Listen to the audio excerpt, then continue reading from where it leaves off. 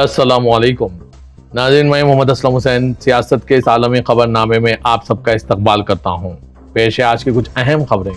जंगबंदी के बावजूद गाजा में इजराइल जारियत बरकरार रखा है। हमास पर जंगबंदी की खिलाफवर्जी का इल्ज़ाम लगाकर इजरायली हमलों में बड़ी तादाद में फ़लस्तीनियों की हलाकत हो रही है। अल जज़ीरा की रिपोर्ट के मुताबिक ताज़ा हमलों की लहर में 35 बच्चों समेत 100 फ़लस्तीनी जाँ बाख हो गए। इजराइल का दावा है कि इन हमलों के बाद जंगबंदी का निफाज दोबारा शुरू कर दिया गया। इजराइल हमले करता है, जंगबंदी की खिलाफवर्जी कर मासूम फ़लस्तीनियों को हलाक कर देता है, फिर दावा करता है कि जंगबंदी नाफिज हो गई है। इजराइल ने गाजा में मुख्तलिफ मुकामात को निशाना बनाकर हमले किए। इन हमलों में बड़ी तादाद में लोग जख्मी भी हुए हैं। वसती गाजा में किए गए इजरायली हमले में 42 फ़लस्तीनी जाँ बाख हुए। इनमें एक ही ख़ानदान के 18 अफराद भी शामिल हैं। इस बीच वाशिंगटन DC में अमेरिकी नायब सदर JD वेंस ने जोर देकर कहा है कि फ़रीक़ीन के खिलाफवर्जी के दावों और हमलों के बावजूद जंगबंदी बरकरार है। उन्होंने मजीद कहा कि जंगबंदी है, इसका यह मतलब नहीं है कि छोटी मोटी झड़पें नहीं होंगी। मासूम 100 से ज़ायद फ़लस्तीनियों की जान ले ली गई और अमेरिका ने कहा कि छोटी मोटी झड़पें हो रही है। अमेरिका के सदर डोनाल्ड ट्रंप ने कहा है कि गाजा में अमेरिकी हिमायत याफ्ता जंगबंदी खतरे में नहीं है। बावजूद ये कि मुकामी हुकाम की इत्तला के मुताबिक इजराइल ने मंगल की शाम से फ़िज़ाई हमलों में 35 बच्चों समेत कम से कम 100 फ़लस्तीनियों को कत्ल कर दिया है। ट्रंप ने एयरफोर्स 1 पर सहाफ़ियों से गुफ्तगू के दौरान कहा कि गाजा में जंगबंदी को कोई ख़तरा लाहक नहीं है। ट्रंप ने कहा है कि एक इजरायली फ़ौजी हलाक कर दिया गया है और इजरायलियों ने इसका जवाब दिया और जवाब देना भी चाहिए। ऐसा होने पर इनका जवाब देना ज़रूरी था।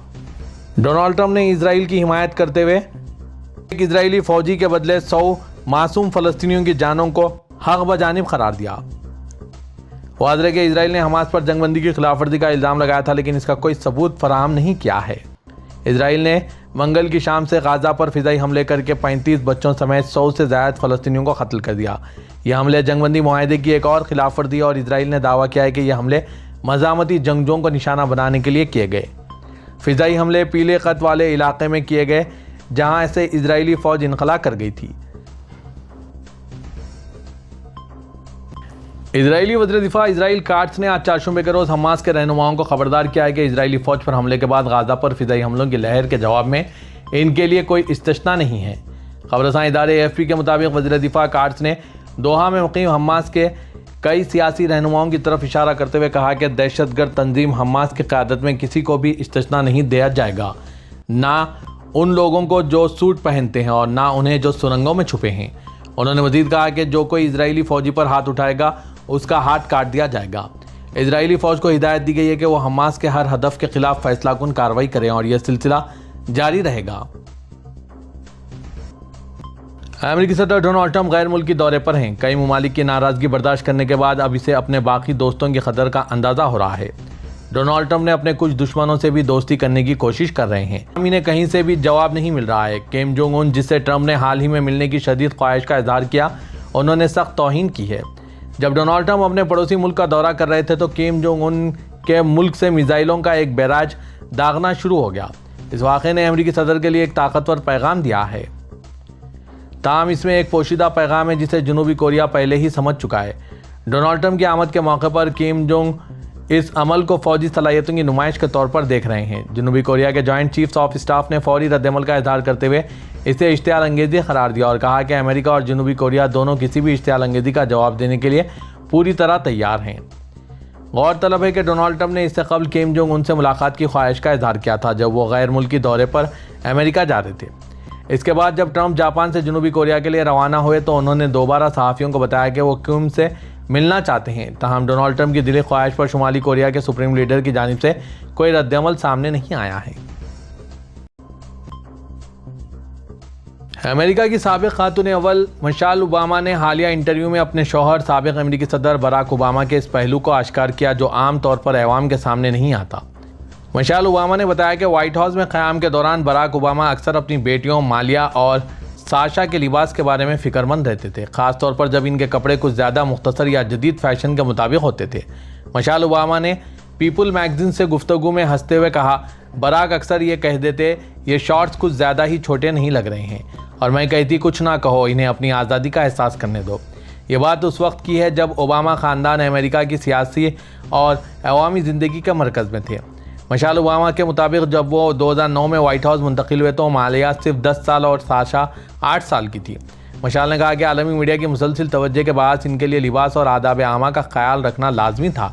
हमने एक उसूल बनाए थे कि सरकारी तकारीबात में तुम्हें मेरी स्टाइलिस्ट मेरिडेट कॉप के साथ मिलकर तैयार होना होगा, क्योंकि जो एक 13 साल बच्ची के लिए फ़ैशन में है वो एयरफोर्स 1 की सीढ़ियों से उतरते हुए मुनासिब नहीं लगता। जब तुम हमारे साथ हो तो तुम्हारा किरदार भी पेशेवाराना रहे। इंटरव्यू में मिशेल ओबामा ने अपनी शादी के 33 साल मुकम्मिल होने पर बराक और अपनी अज़वाजी ज़िंदगी के राज भी शेयर किए। अमेरिका में गवर्नमेंट शटडाउन उस वक्त होता है जब कांग्रेस वफाकी बजट की मंजूरी देने में नाकाम रहती है। इस सूरत में वफाकी इदारे आर्जी तौर पर बंद हो जाते हैं और लाखों सरकारी मुलाजमीन को तनख्वाहें नहीं मिलती। मगर इस शटडाउन का सबसे शदीद असर उन शहरियों पर पड़ता है जो पहले ही गुर्बत, बेरोजगारी या हुकूमती इमदाद पर इन्हिसार करते हैं। ताज़ा तरीन शटडाउन चौथे हफ्ते में दाखिल हो चुका है और अब यह बहरान सिर्फ सियासी नहीं बल्कि इंसानी अलमिया बनता जा रहा है। न्यूयॉर्क टाइम्स के मुताबिक न्यू जर्सी की रिहायश हैनामैन और उनके जैसे लाखों ख़ानदान अब एक रोज़ाना की इमरजेंसी का सामना कर रहे हैं।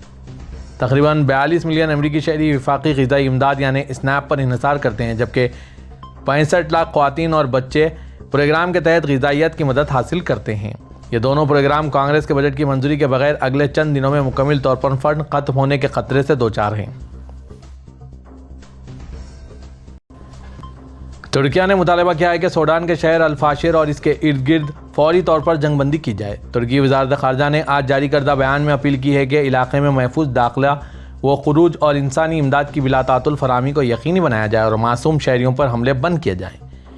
इनक़रा ने कहा है कि हम सूडान में हो रही ताज़ा तरीन पेशरफ्तों पर सख्त तशवीश के साथ नज़र रखे हुए हैं और इस मामले पर अरब लीग के बयानात से इत्तेफाक करते हैं।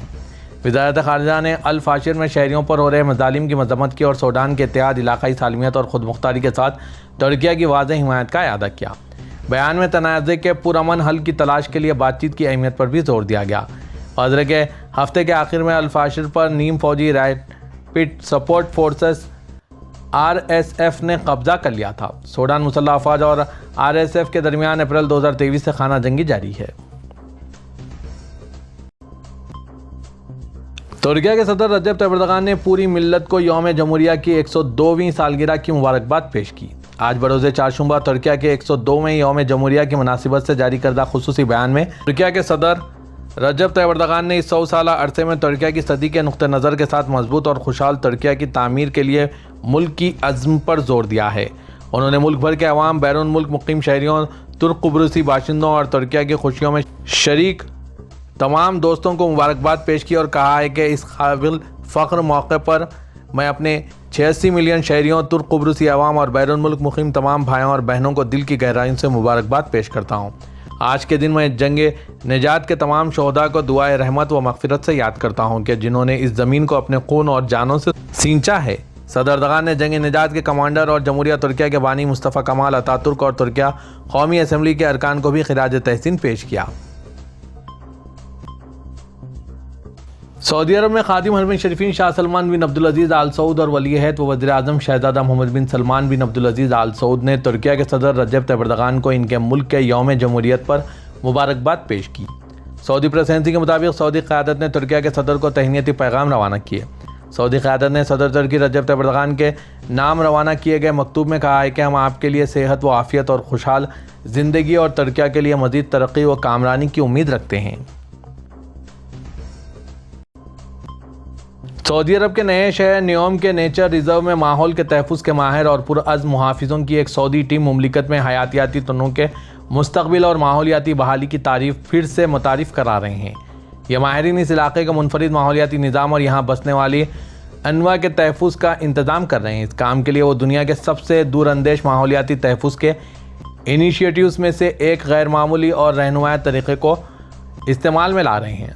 तारिक जैनी न्योम में मैदानी माहौलियाती बहाली के माहिर और हैवानात और नबातात के मुताले में साहिब तजुर्बा हैं। वो मुकामी सहराई लैंडस्केप से खूब वाकिफ़ हैं और इस सिलसिले में जो काम हो रहा है उन्होंने अरब न्यूज़ को इसकी तफसील से आगाह किया।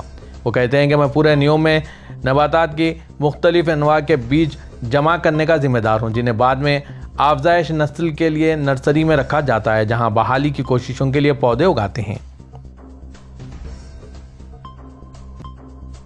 पाकिस्तान के वज़ीर दिफा ख्वाजा मोहम्मद आसिफ ने पाकिस्तान और अफ़गानिस्तान के दरमियान कशीदा ताल्लुकात के बाद के मुमकिन हालात पर तबसरा करते हुए कहा कि अगर अफ़गान सरजमीन हमारे ख़िलाफ़ इस्तेमाल हुई तो हमें अगर अफ़गानिस्तान के अंदर दूर तक जाकर जवाब देना पड़ा तो ज़रूर देंगे। हम स्ट्राइक्स यानी फ़िज़ाई हमले करेंगे।